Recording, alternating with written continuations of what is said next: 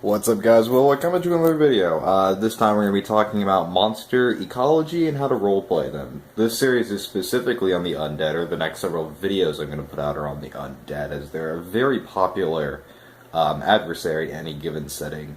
First of all, I'm going to cover basic types of zombies, then their mentality, then ways to work them into and out of your campaign. Without further ado, let's get this started. Alright guys, so your three main types of zombies, as I see them, are the three archetypes would be Plague, then there would be Magical, and then there's Vessels. Plague zombies are pretty obvious. It's a virus or some sort of contagion. If someone else is bitten, they will either succumb to the disease and become a zombie. There may or may not be a cure. Sometimes it's once it's in your blood, it doesn't necessarily kill you, but once you die, you come back as one.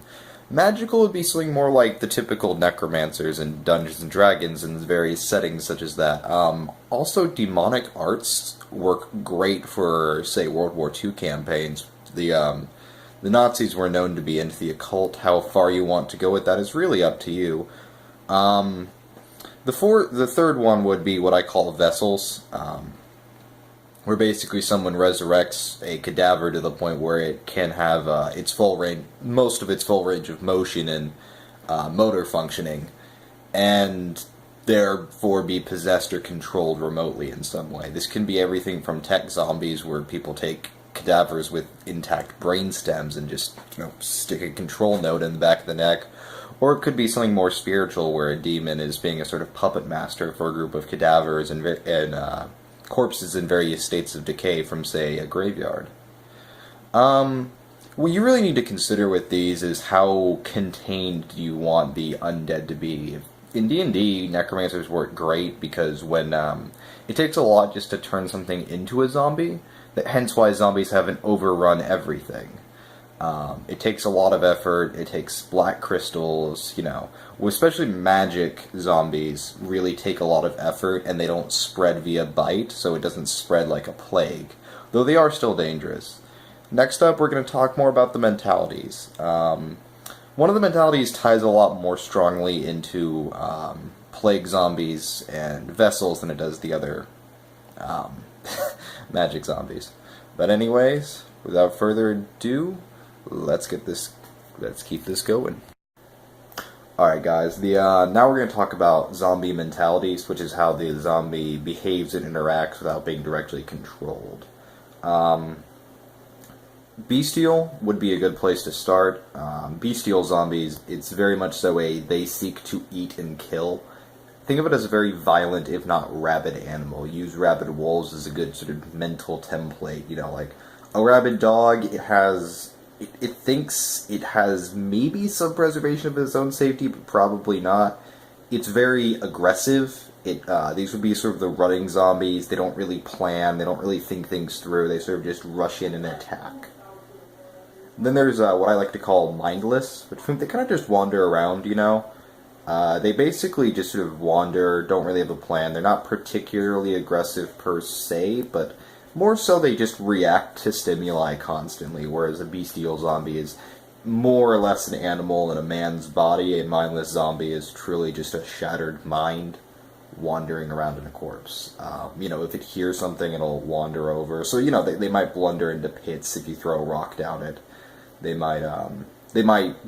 Going downstairs would definitely be a challenge. You don't want to make these particularly coordinated. Being coordinated actually takes a lot of mental ability just to even walk. That's moving a lot of muscles. So, very, very basic functions. Maybe even remove one of their core senses.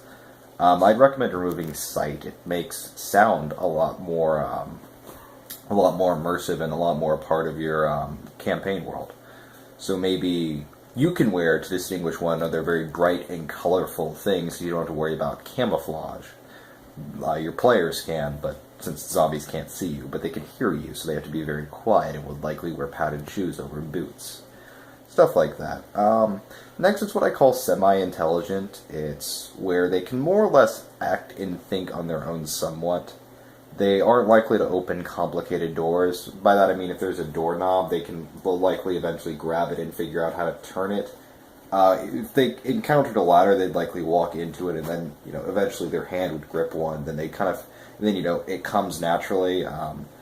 You might make some comedy over one riding a bike, and then he sort of falls, and his leg gets kind of snared in the gears, and they don't feel pain though, and they shouldn't have a sense of fear, and not much really sense of a self-preservation. So if you are going to allow them to use firearms, they probably won't take cover in combat. They will probably, as soon as they see an enemy, turn and fire the shotgun, let their bodies recoil back. They're not really bracing themselves. They don't really... when we hear the gunshot as humans, we naturally brace our bodies for it. It's actually a reason why a lot of people miss. So maybe give them some decent accuracy, maybe don't, depending on how you want to run them. But really, with them... it should be very scary, especially if you're doing it in the dark, whereas they'd probably be standing in the middle of a hallway or doorway, physically barring the exit, but not actually. They should be harder to kill, a bit tougher than a normal person. Possibly even give them armor, depending on who set this all up. It's helpful, or maybe they already had armor and they became infected, or they were raised with armor, or their master gave them armor, depending on the setting and your type of chosen zombie. Horde mentality is by far the most interesting to me. Likely doesn't have any form of spoken communication, although some verbal, as in sort of guttural screeches, like the shriek of the damned, high-pitched screams for someone being close or being in danger. Not really any, again, zombies really shouldn't have any sense of self-preservation regardless of their mentality.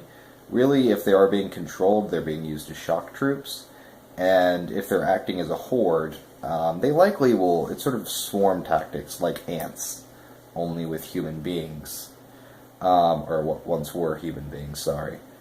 So keep that in mind. Likely if one of them encounters a locked door, or someone outside sees them moving in the window, they get some sort of signal to move towards the building, then surround it, and likely find their way in, usually just through brute force.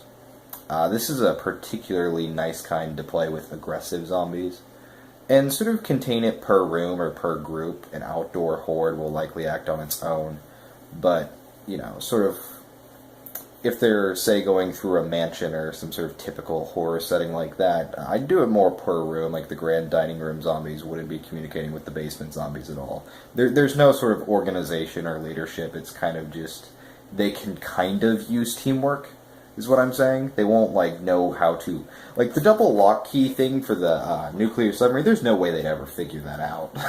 So, nothing complicated, but very simple stuff like, I go left, you go right. Cut off doors. Just basic shit like that. You'd really be surprised how effective the most basic of tactics are against the most tactical of players who will have likely dropped numerous feats into combat abilities and so on and so forth, and overlook very simple details that a normal person wouldn't. So, now we're going to move on to different zombie settings in my next video. Meaning whether or not you want open or closed information type horror, and various other factors that you should consider when working the Undead into your campaign if you're not planning on using them as casual cannon fodder. This has been Will Hoyt. I hope you enjoy my videos. Have a nice day.